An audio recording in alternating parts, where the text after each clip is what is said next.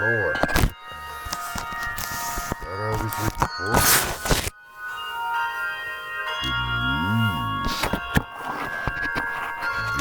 We're not recording.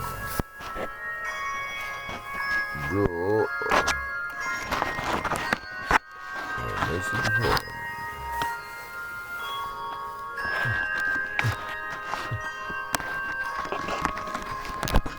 Morning.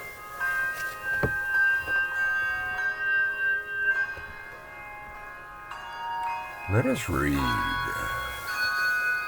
for Monday, 28th February 2020. The evening sleeping choice landed somewhere fun upon waking. A critique of Star Wars, The Force Awakens, Part 3, Mahler's famous series from summer 2020. So I comment to Mahler, and to myself, I reckon. Favorite line about Rey's ability, hour 2, 14:33. Most people just say they don't like her because she's too strong, but I don't know, it doesn't bother me. This is Marcus, right? The Cosmonaut Variety Hour. They continue, I personally don't really mind seeing a character who is good at things in Star Wars. All the other main characters in Star Wars are really good at stuff. I couldn't agree more. All our decades of navel-gazing, deconstruction of the hero and the anti-hero, of character and motivation, then the resultant nitpicking and critique has created within us a despondency and incapability to enjoy films on their own merits, to be overly critical, negative, alienated from everything on offer, incapable of enjoying something on its own merits. Because it's not speaking directly to us or to the sensibilities of our inner child, when often it does. The off-putting tone and narrow-mindedness making invisible things we'd enjoy. Capable of enjoying something on its own merits. Don't know why that wasn't there. Let us say that, Let us. And go on.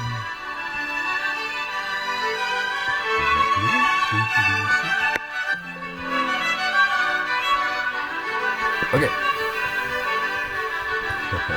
Trying to get this in under the wire. Getting too deep, moving away from topic, speaking to Mahler, or just, I don't know, from both Mahler's theme and premise,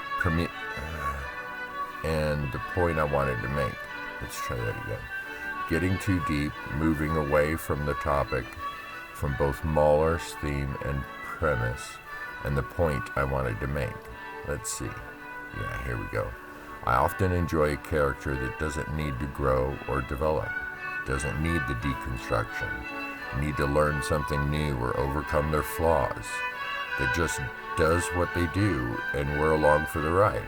Maybe that's shallow, but there are plenty of examples from all those westerns we like to watch, to Gladiator, Batman, The Outlaw Josie Wales, The Kids in the Goonies, anything Chuck Norris or Von Damme or Charles Bronson. People just confident in what they do, feeling their way along, not questioning themselves or explaining why they are who they are. There's something uncomplicated in that, in enjoying the doing. I'm still enjoying your work, Mr. Mahler, after all this time. Its perspective and analysis on the state of things within our attitudes and psyche. Thanks for the privilege, and anyone else who's found this. Morning writing exercise out of the way, on to reading. The doing. There's something there, something to do with the sound it makes. Scrunched down into a single syllable. Listen. Doing.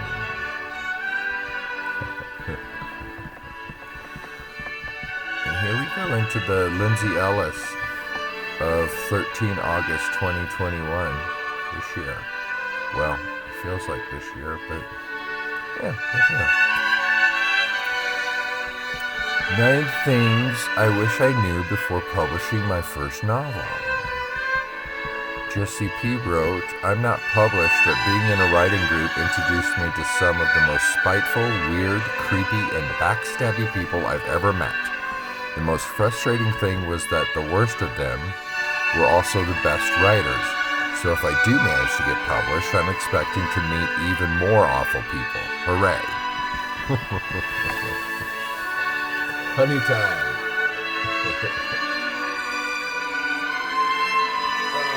Found some honey finally, and I got it in just so.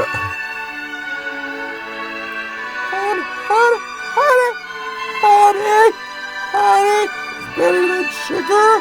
It's sugar. It's better than refined sugar. Honey.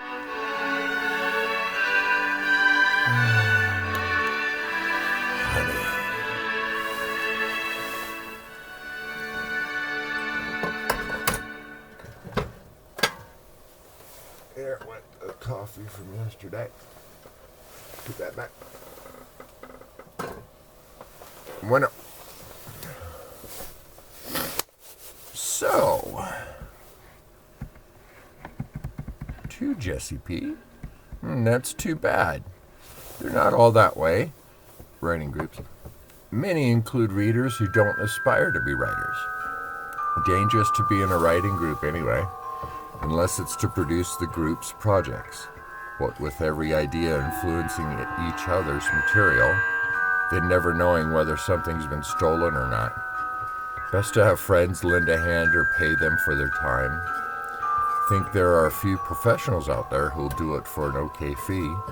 Having 2 or 3 of them running through the material would be a benefit to everyone. Talking about the author themselves, the readers, publishers, etc., etc. I wonder if it's even necessary, though. Seems writing's mostly a solitary pursuit. That with every introduction, a writer's voice is in danger of disappearing, or of being watered down, of being altered till it's no longer theirs. Best judge of what you're trying to say and trying to accomplish is you. Would Jack Kerouac have been what he was had he followed what others were doing? Would Salinger have? Or Carlos Castaneda? Carole King or John Denver? Mark Twain or Maya Angelou?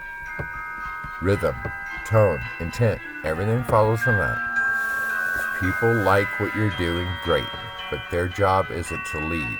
That's yours. Contributing as you can. I love writing. Love the hits as well as the misses. Could talk about it for hours. What I love best about it is how each has a different purpose, a different voice, a different experience to understand and enjoy. The audience's job isn't to change you or your material, it's to make it better. Your job is to listen to what didn't work or enjoy the deafening clamor of their respect if everything did. Soldiering on. I think we may be best when we're writing for ourselves, responding to what we've experienced and the world around us, or in the happy pursuit of escaping from either. Your next book might be about that writing group that was so ridiculous, sharing how monstrous it was, or making it into something better, like a dark satire or hilarious comedy. Need to go, but you keep at it. You've got a natural skill. Gonna stop there. Image of a nice tree.